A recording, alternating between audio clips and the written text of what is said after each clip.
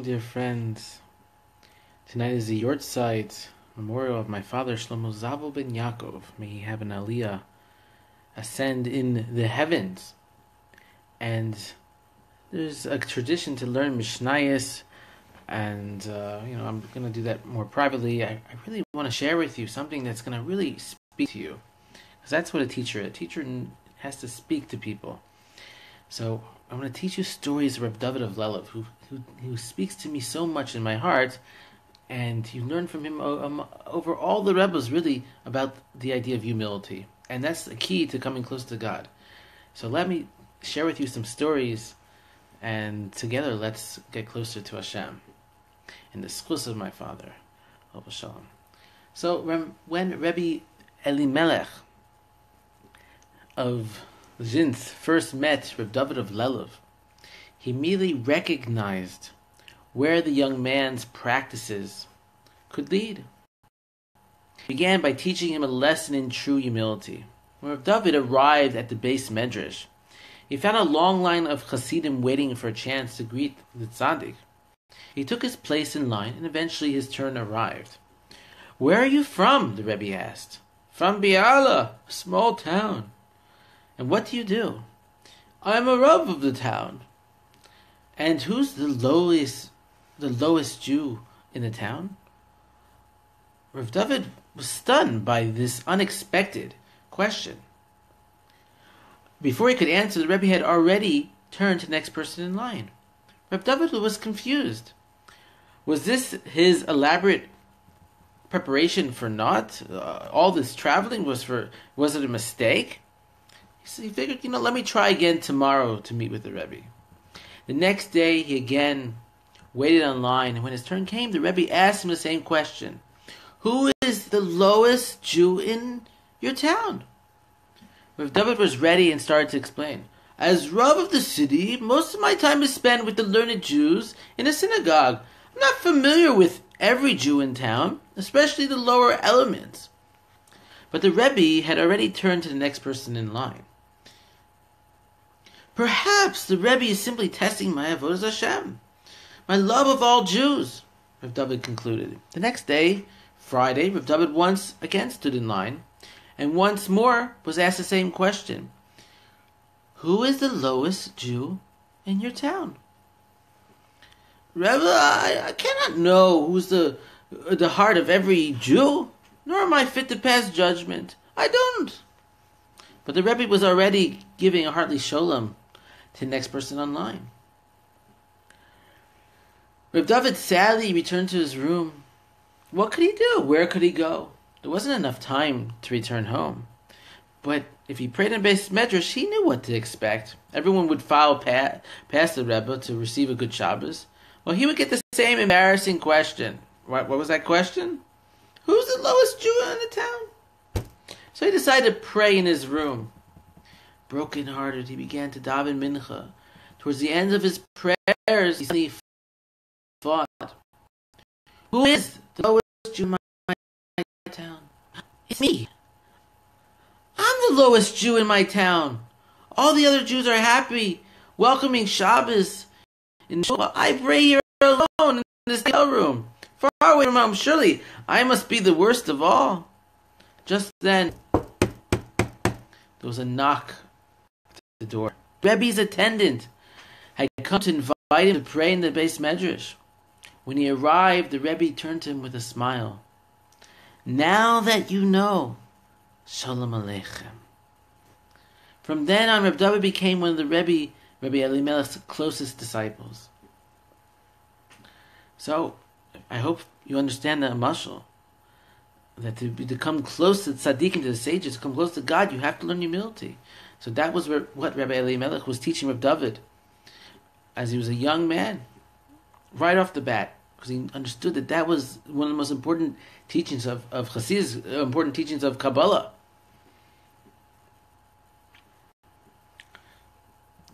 Let's continue with another story. Shalom to everyone. Shalom, Ariel, Melissa, Robert, Patty.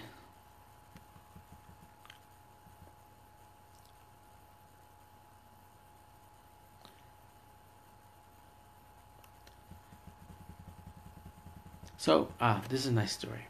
So Reb Dovid of Lelov supported himself with a small grocery store.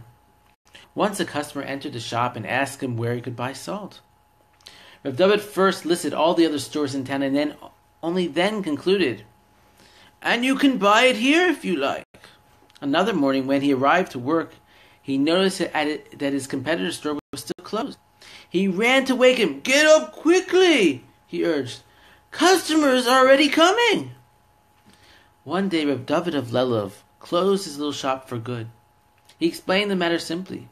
"When I see a customer go to my competitor's store, I'm delighted that he's making a living. But I recently realized that not everyone feels the same way. Whenever a customer comes into my store, I may actually be causing my competitor anguish. So I had to close my shop. How could I cause another Jew pain?" His son Reb Moshe also had a shop. Once he complained about a competitor across the street who was stealing his customers. "True, you may lose money," Reb Dovid replied. "But isn't it wonderful to see your neighbor making such a good living?" Reb Dovid once said, "Why do people think of me as a tzaddik, sage? I still love my own family more than the rest of the Jewish people."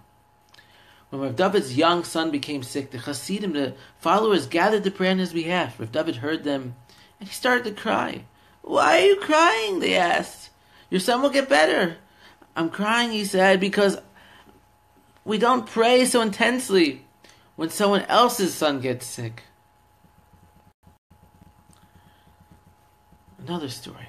Once, in the early hours of the morning, a passing Jew noticed a man lying unconscious on the frozen riverbank. Reb Dovid of Lelov had passed out from the cold as he had left the frigid water. The man wrapped Reb Dovid in his coat and carried him home.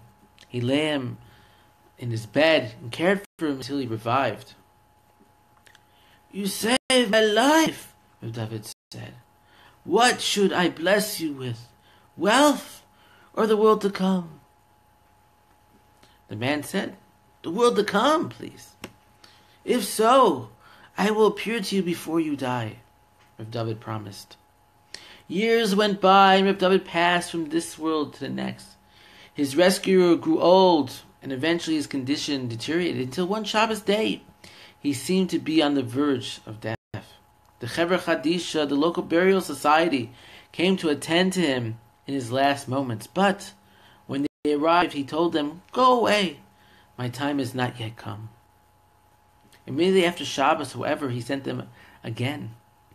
"Now my time has come," he said, with his last breath. He told over the story of the Rebbe's promise.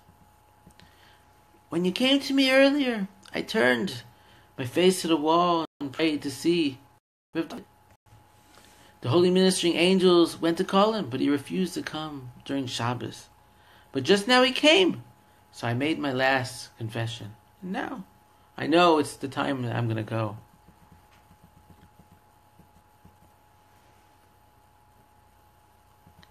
Another story with Holy Tzaddik. A poor man once came to Reb Dovid, crying about his misfortune. His house had been broken into, and his meager possessions, his wallet, his talis and tefillin, and other items were stolen.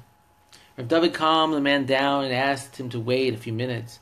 He then went out into the bitter winter cold and broke a hole in the ice. He immersed himself again and again in frozen water until his attendant became worried. "Rebbe, please come out of there. You'll get sick." But Reb Dovid refused to listen. "I'm not coming out until my prayers are accepted and that the poor man's belongings are restored." A few minutes later, Reb Dovid left the water and went home with his attendant. The poor man was still sitting there. After a short while, there was a knock on the door. "Open up! Open up!" A rough voice. They opened the door, and someone could see who it was, threw in the package containing all the poor man's belongings, and ran away. Another story from Reb Dovid. So he and Rav Yisrael Vorki were once staying in a small village and decided to visit the Jewish families there. When they reached the house of a certain unscrupulous public sinner, Rav Yisrael tried to get Rav Dovid to keep from hearing. Rebbe, he told him, that man is truly wicked. Pay attention to the sentence on the door. How can he be wicked? He has a mezuzah. Another story. Rav Dovid used to say, every Jew has a core of complete goodness, even if he himself is unaware of it. The bad it's only external, not intrinsic to his soul at all. The inner Jewish soul is simply not inclined to sin. Therefore, it is impossible to find a bad Jew.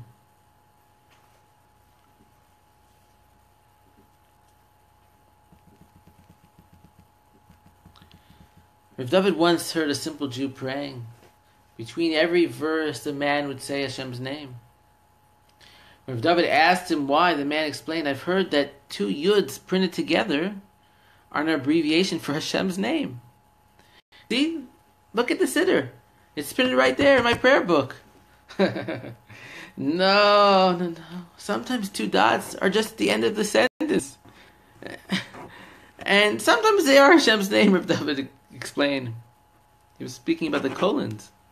Whenever you have 2 yidden, Jews standing one beside the other, treating each other equally, the Shekhinah, the divine presence rests between them, and they form Hashem's name. But whenever one Yid thinks he's higher than the next, then they don't form Hashem's name. Amazingly, Reb Dovid's house was a single small room in which his family lived. And they entered taking guests there. And he even received his chassidim there. He said if a piece of string is considered a wall, making the Erev on Shabbos, he said sincerely, it can create a private room for me as well. So whenever he needed privacy, he simply corded off one corner of the room with a piece of string.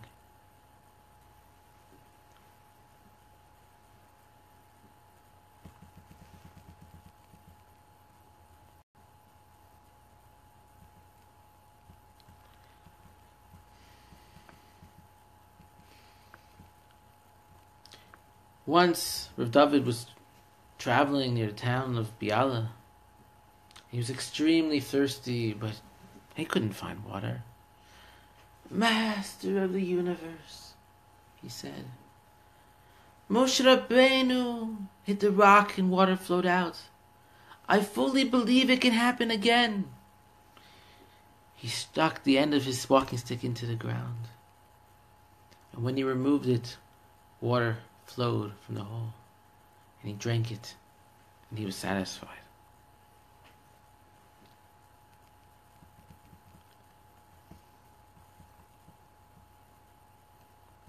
Amazingly, his humility was something else.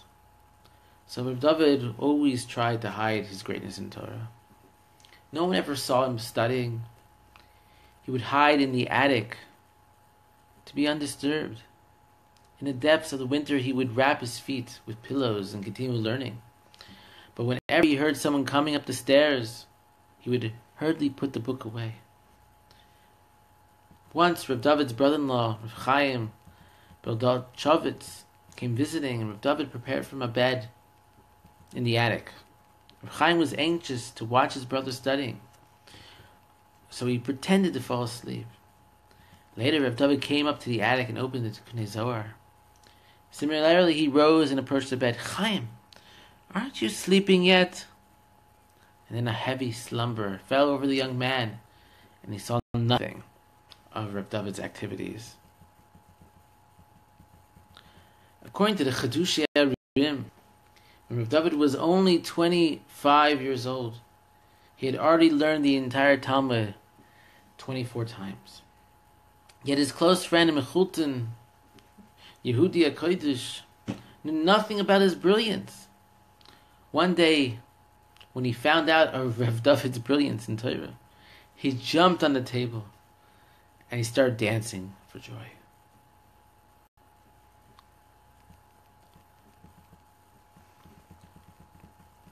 All these stories are in my book I'm writing now, The Holiness.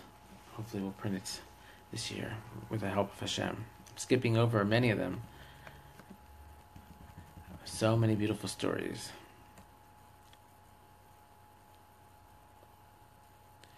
There was a memorial light that was kept burning constantly in the cemetery vault, like a golden menorah you'd have in the Holy Temple.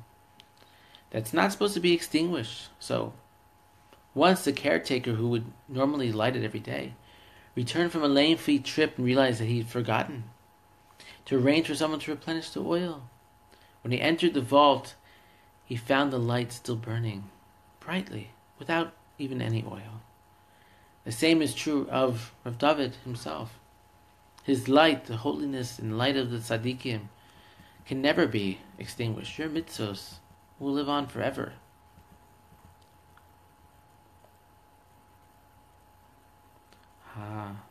As a sofer, I love this story. So, Rav Dovid's tefillin was not a normal pair of tefillin. It was written by the Orpanei Moshe. Now, it's spoken that when the tzaddik wrote the tefillin, fire would flash from the letters. So Rav Dovid once traveled to Pizvork on the recommendation of the Chuz of Lublin. When he arrived, the Orpanei Moshe was engrossed in writing a pair of tefillin. Therefore, he did not return the greeting of Rav Dovid. And according to Kabbalah, one must not speak in the middle of writing. So when he finished, he turned to Rav Dovid. Shalom Aleichem. Where are you from? I'm from Lelov, Rav Dovid replied. And your name? Dovid. I see. Then you must be the Rav Dovid of Lelov that Eliyahu Hanavi, Elijah, told me about. He told me to write 2 pairs of tefillin for you. So Rav Moshe went over to his cabinet and he took 2 pairs of tefillin of Rashi and Rabbeinu Tam.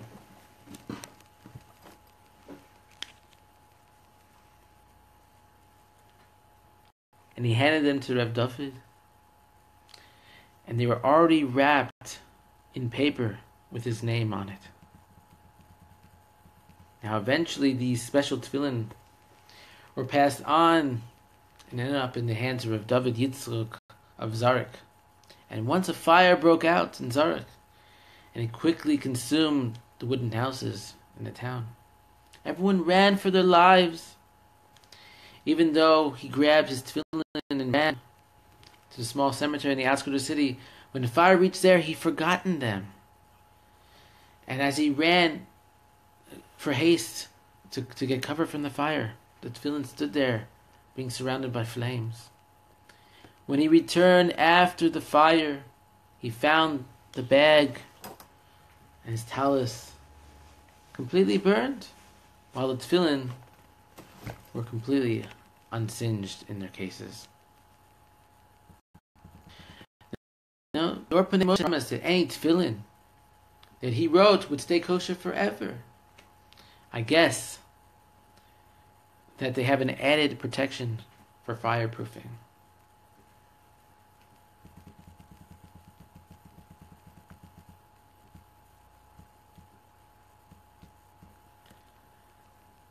So let's go back up to a few more stories I have written here for the upcoming book.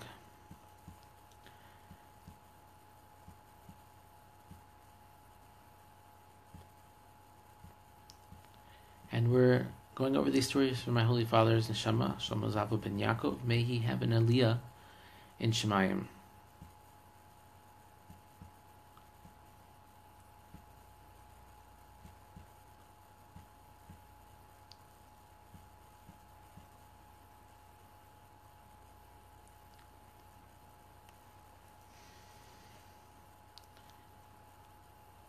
So when Rav Shlomo of Zalshin was leaving for Lelov, a neighbor asked him to take a block of cheese to Rav Dovid. "I know the Rebbe," he said. "Please tell him this gift is from me." When Rav Shalom relayed the man's word, Rav Dovid replied, "He only thinks that he knows me.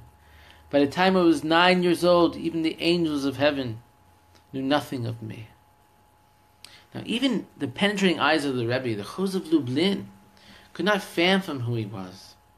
A few hours before Rav Dovid passed away, his Chassidim noticed that he was laughing. Rav was laughing.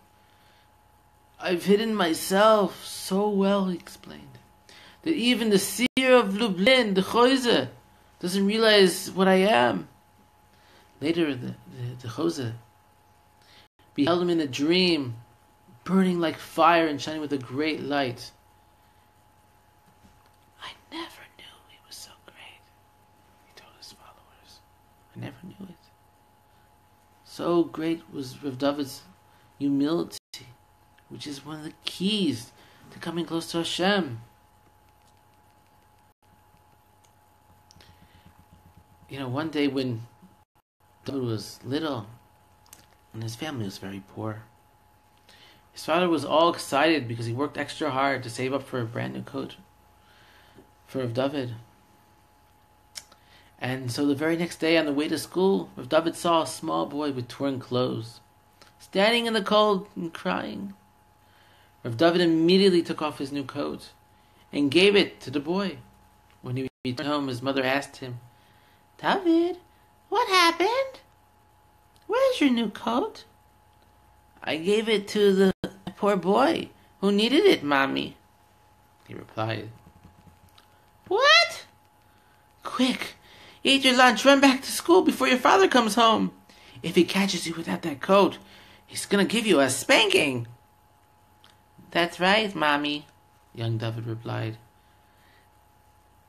"That's okay. If beating me would make Father happy, then let him." I think there's another story. Once he did something wrong. His father was upset, so he ran. I mean, we don't hit the kids today. We learned there's better ways. But when he ran and gave the stick to his father, he says, "Don't exert yourself." So important it is the kibbud of aim, respect for one's parents. And the Holy Rav Dovid, he had that at a young age.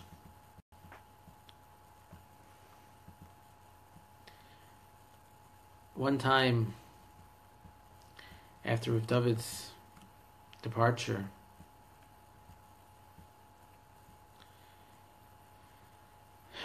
Rav Dovid had bequeathed his Kiddush cup to the Chos of Lublin.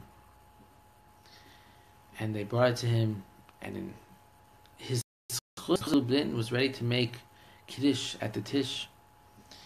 Poured the wine, and he lifted up the cup to say Baruch, and he put it down. He was shocked. He lifted it up again. His hand just shook. He put it down. Third time he picked it up. Baruch Atah. And he completed the blessing. But then, after Kiddush, he turned to all the Hasidim and he said, "I never knew. I never knew my disciple. I never knew Rav Dovid was so great. I never knew it. So great he hid himself. So great was his humility. I never knew. Never knew."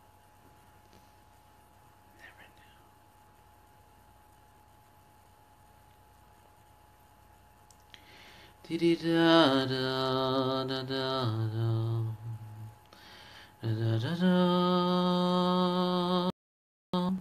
Dee da da da da da da. Dee da da da da. Dee da da da da da. Di di da da da da da dum. Di di da da da da da dum. Di di da da da dum. Ya da da da da da. Di da da da da dum. Di da da da da dum. Di da da di da da dum. Di da da da dum. Di da da da dum. Di da da da da da dum. Di di da da da da da da dum. Di di da da da da da dum. Di di da da da da da da da dum. Di di da da da da da dum. Di da da da da da dum. Di da da di da da dum. Di da da di da da dum. Da da dum. Ya da da